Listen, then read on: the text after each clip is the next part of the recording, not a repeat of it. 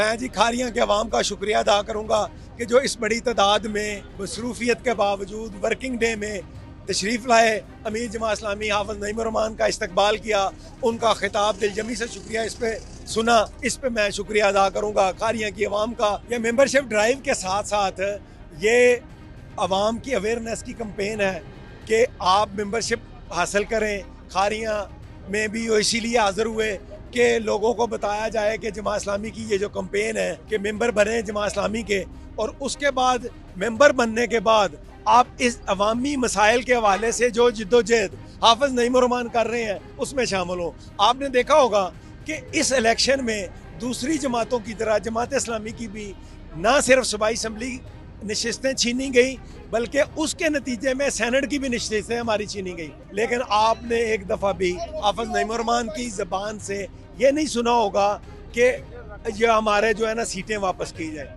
वो अवाम के मुतालबात पर लगे हुए हैं, अवाम के मसाइल पे लगे हुए हैं, अवाम की परेशानियों को हल करने में लगे हुए हैं। मैं आपको मिसाल देता हूँ, कराची में अमीर बने, लोग कहते थे कि आपके पास तो 2-3 जो है बल्दियात के चेयरमैन होते हैं, तो उन्होंने अवाम के मसाइल वो हल कराए कि जो कोई नहीं हल करा सका। बड़े बड़े सरमायादारों से लोग पैसे लेते हैं, मफाद लेते हैं और उनसे मफाद लेके खामोश हो जाते हैं। कराची में के इलेक्ट्रिक उसकी मिसाल थी, उसके खिलाफ हर फोरम पे ना सिर्फ लड़े हैं, उसकी हर पेशी पे पेश हुए हैं नेपरा की, और वो बिजली के बिलों में कमी करने की कोशिश की है।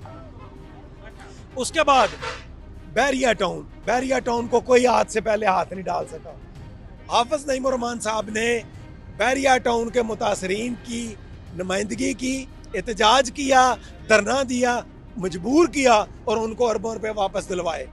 मैं इस पे ये कहूँगा कि अब आप देखें 70-80 वहाँ पे जमात इस्लामी के चेयरमैन जीते हैं। किस वजह से?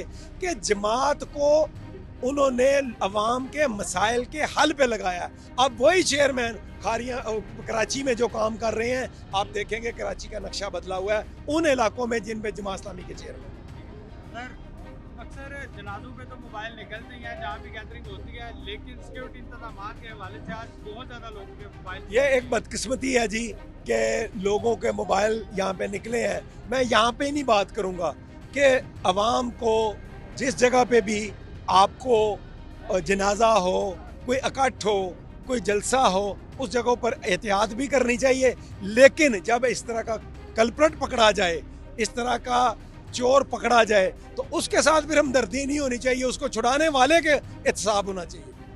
आखिर में क्या पैगाम देंगे खारिया शहर के? मैं खारिया शहर के अपने वासियों को पैगाम दूंगा कि अपने मसाइल के लिए, अपने खारियाँ की परेशानियों के लिए आप इकट्ठे हों और बिला तासुब इकट्ठे हों।